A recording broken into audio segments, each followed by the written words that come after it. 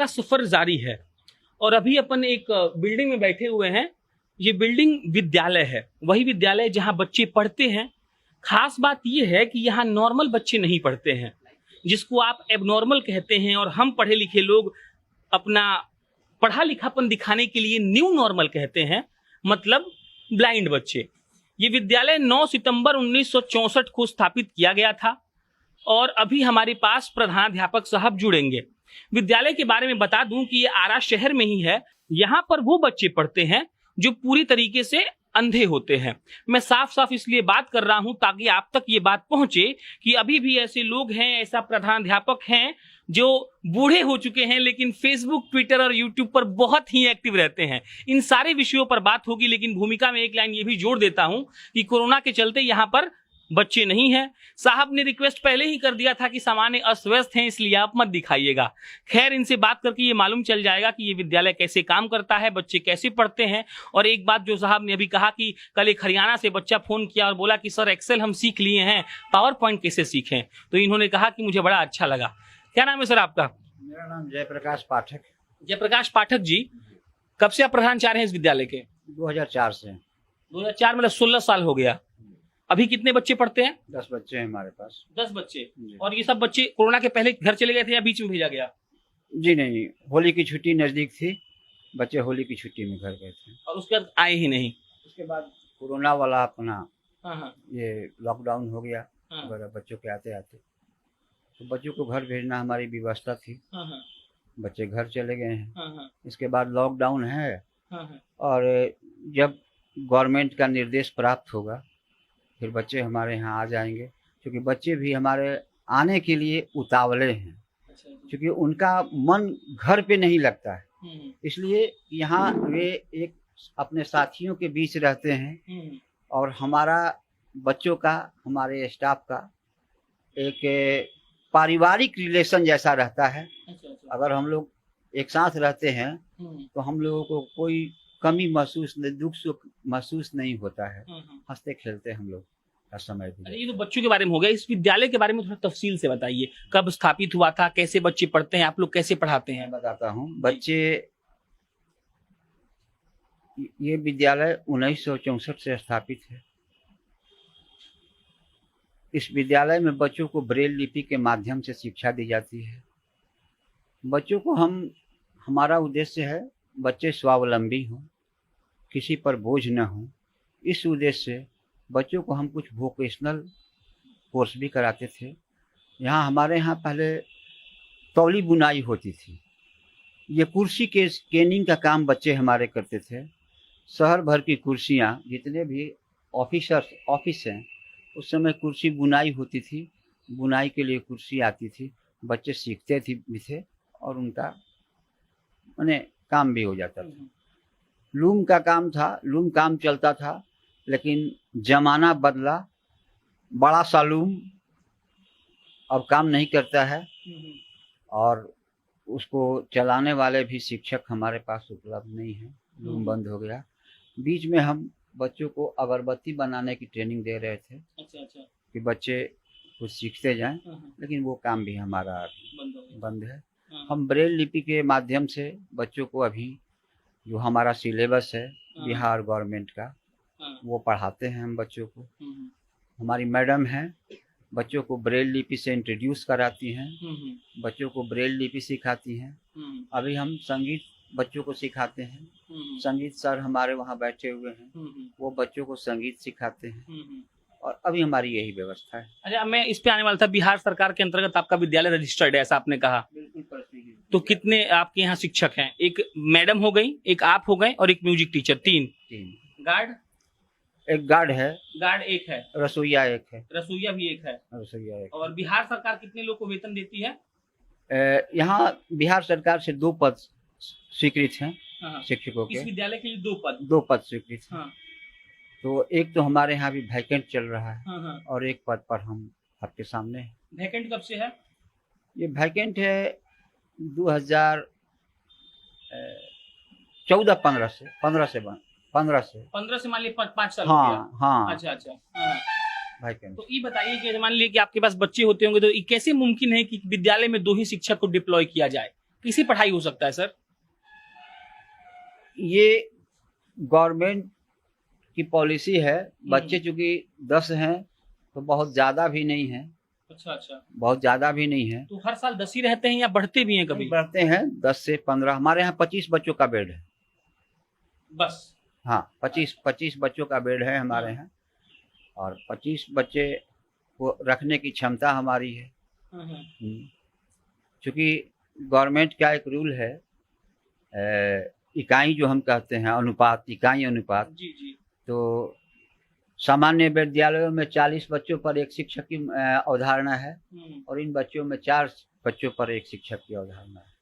फिर भी दो बच्चा बढ़ गया, 4 दूनी 8 ना हुआ। हाँ, 10-12। तो यही एक गवर्नमेंट सोच है। अब ये गवर्नमेंट की पॉलिसी है, अब इस बारे में हम ज्यादा क्या कहें। अच्छा, आप 2004 से यहाँ वो है ना प्रधानाचार्य, तो क्या कभी आपके कार्यकाल में ऐसा हुआ कि यहाँ 2500 सीट फुल हो? 17-18 बच्चे तो रहे हैं अक्सर। चलिए, तो 18 बच्चे हो गए, मैंने 4 चौका 16। तो क्या उस वक्त आपके बिहार सरकार ने आपको 4 शिक्षक दिया था? अब बिहार सरकार ने हमको 2 शिक्षक, उसका सैंक्शन पोस्ट है। अच्छा, 2 शिक्षक ही यहाँ वो पोस्टिंग कर सकती है फिलहाल। बाकी अपना जो है एनजीओ के सहयोग से ये विद्यालय चलता है। अब एनजीओ पर लौटाते हैं। कौन सा एनजीओ है, नाम बताइए, उनका क्या योगदान है इस विद्यालय में, बताइए। ये शुरू से ही इस विद्यालय की अपनी प्रबंधकारिणी समिति है, जो समिति के बोर्ड पर नाम लिखा हुआ है, उसको देख सकते हैं। यही हमारे कहाँ लिखा हुआ है? देखिए सामने आप, श्री आदिनाथ विहीन विद्यालय आरा प्रबंधकारिणी समिति के सदस्य की सूची है। अजय कुमार जैन जी हैं, अभय कुमार जैन जी है, ऐसे ही तमाम नाम है। मैनेजिंग कमेटी है हमारा। अच्छा, ठीक है। और ये मैनेजिंग कमेटी है, और इन्होंने प्रस्वीकृति लिया है गवर्नमेंट से, मतलब इन्होंने मेहनत करके गवर्नमेंट से प्रस्वीकृति लिया है। और बच्चों को रहना खाना यहाँ, तो ये सारी सुविधा जो है निःशुल्क है, और सारी व्यवस्था ये संस्था ही करती है। अच्छा, मतलब बच्चा रहने का 1 भी रुपया नहीं देता है, उसको फ्री में पढ़ाया जाता है, और फ्री में खाना भी खिलाया जाता है, और फ्री में रखा भी जाता है। पैसा कौन देता है? पैसा संस्था देती है, और समाज के लोग हैं, ये ऐसे लोग हैं जो अपना जो है इसमें सहयोग करते हैं। उसी सहयोग से विद्यालय चलती है। अच्छा, मतलब संस्था के सहयोग से और डोनेशन के सहयोग से चल रहा है, मतलब कोई आम लोग दे दिया और संस्था अपना एनजीओ व्यवस्था करके चला रही है। हाँ, गवर्नमेंट से जो उसकी व्यवस्था है, उस व्यवस्था के अनुसार वो भी हमारी मदद करती है। अच्छा। हमें गवर्नमेंट का जो सिस्टम है, तो सारे लोग सहानुभूति रखते हैं, सबकी सहानुभूति हमें मिलती है, चाहे हमारे कलेक्टर साहब हो, या हमारे डीओ साहब हो, या हमारे इंस्पेक्टर साहब हो, या हमारा अदना पदाधिकारी। अच्छा। जो भी आता है, और सबकी एक सीमा रेखा है सर। सबको यहाँ जो है बस अपने दायित्व से बना है, लेकिन सबका हेल्पिंग एटीट्यूड रहता है।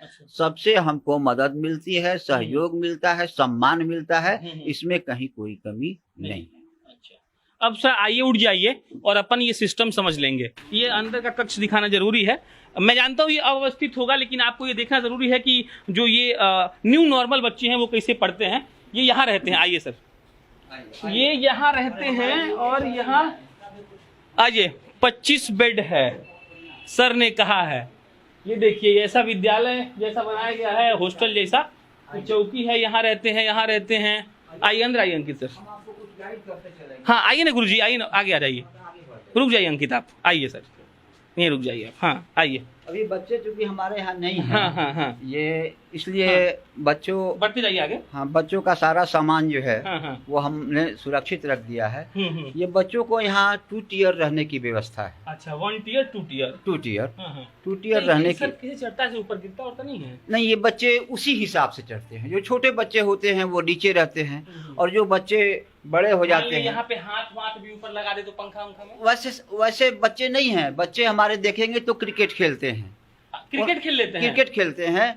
और आप वो अगर बच्चे यहाँ होते तो आपको हम सुनवाते उनकी कमेंट्री कि अच्छे कमेंटेटर खेल। और बच्चे हमारे क्रिकेट खेलते हैं। पंखाओं का सब रूम में देखिए लगा हुआ है। हाँ, ये अच्छी बात है। बिजली भी है, पंखा भी है, और बाकी किचन है। बाकी आगे चलिए, आगे दिखाते हैं। आइए। क्योंकि ये रसोईया है। अच्छा, ये हमारी ये हमारी रसोईया है और यहाँ बच्चे बैठ के खाना खाते हैं। और ये हमारा डाइनिंग हॉल है। अच्छा, ये डाइनिंग हॉल ये है। डाइनिंग हॉल है। घंटी बजती है, बच्चे यहाँ खाना। सुबह नाश्ता कितना बजे मिलता है? सुबह में हम लोग नाश्ता 9 बजे से 9 से 10 के बीच में नाश्ता क्या कहिए, एक तरीके का भोजन हो जाता है। और फिर हम लोग दोपहर में जब मध्यांतर होता है तो बच्चों को हम लोग आइए। ये किचन था, और क्या है बताइए? आइए चलिए। ये देखिए हमारे यहाँ पानी है, वाटर सप्लाई है। अच्छा, टंकी है। हाँ टंकी है।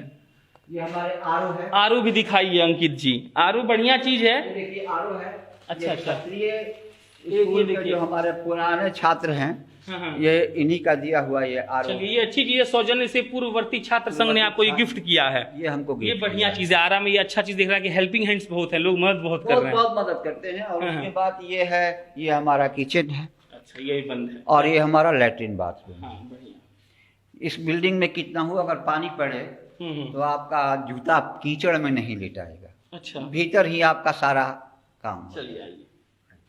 ये हाँ, ये मेड है।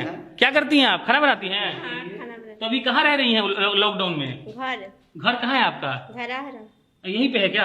हाँ। तो रोज आती हैं, रोज जाती हैं? हाँ। पैसा मिलता है काम करने का? हाँ। कितना पैसा? 1000। 1000 महीना का मिलता है? हाँ। और कौन देता है? सर जी। कौन सर जी? ये सर प्रधानाध्यापक महोदय देते हैं? अच्छा, तो सर जी अच्छे हैं, मतलब बच्चों को ठीक से पढ़ाते हैं? हाँ। और आपको कोई दिक्कत यहाँ पर? नहीं। अच्छा, चलिए ख्याल रखिए, लॉकडाउन में थोड़ा कम निकलिएगा। आइए अंकित जी, आइए प्रधानाध्यापक साहब, आइए। अब इनका सहयोग है, हम लोग इनको ना देते हैं, कुछ नहीं देते। सही बात है। 1000 रुपया क्या हुआ? हम सेवा भावना है। सेवा भावना है। सेवा भावना है। और ईश्वर करें कि यहाँ रहने से इनका तरक्की हो। इनका तरक्की हो। पढ़े लिखे लोगों का माहौल है।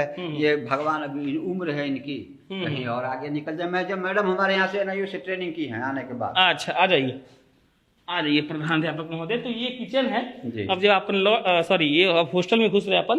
अब जब लौट रहे हैं तो एक बार फिर से देख लीजिए आप। लाइट है सर, इसमें पंखा नहीं है? ये पंखा अभी खुल गया है। खुल गया, मैं लग जाएगा क्या?